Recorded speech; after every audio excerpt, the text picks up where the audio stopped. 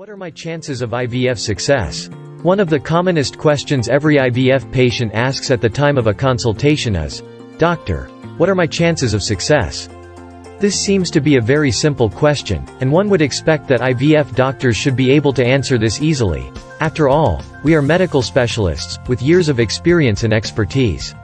However, the reality is we can't answer this question, and the truthful answer is, no one knows. Unfortunately, this is not the answer which patients want to hear, and because doctors are smart, rather than be honest and tell them that no one in the world can answer this question accurately, most IVF specialists are happy to put a positive spin on the number and promise them the earth and the moon in the hope that they will sign up for IVF treatment in their clinic. This is why so many Indian IVF clinic websites claim exaggerated success rates of 80% and more. The reason for our ignorance is because we cannot predict the chances of success for an individual patient in an individual cycle. After all, doctors aren't fortune tellers, and the law of small numbers makes prediction impossible. This is because embryo implantation is one of those biological variables over which we don't have any control, and if we can't control something, how can we predict what's going to happen? The trouble is most patients aren't mature enough to accept this reality, and badger the doctor to provide some kind of a number. Doctors are very happy to pull a number out of a hat, and they know that the higher the number, they quote, the happier the patient will be, at least for now.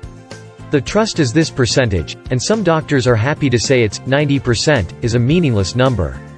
While clinics can provide a base rate, the probability of success in a group of women with a medical history similar to yours, the reality is that you don't care what happens to the 99 other women in the clinic.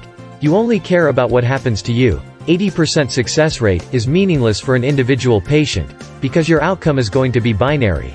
It's either going to be 100% or 0%. Sadly, most patients are enumerate, and don't understand that statistics can be applied to populations and not to individuals, and are quite happy to provide the patient with false hope. Unfortunately, doctors don't bother to explain this, and sweet-talk them into signing up by quoting any number they want.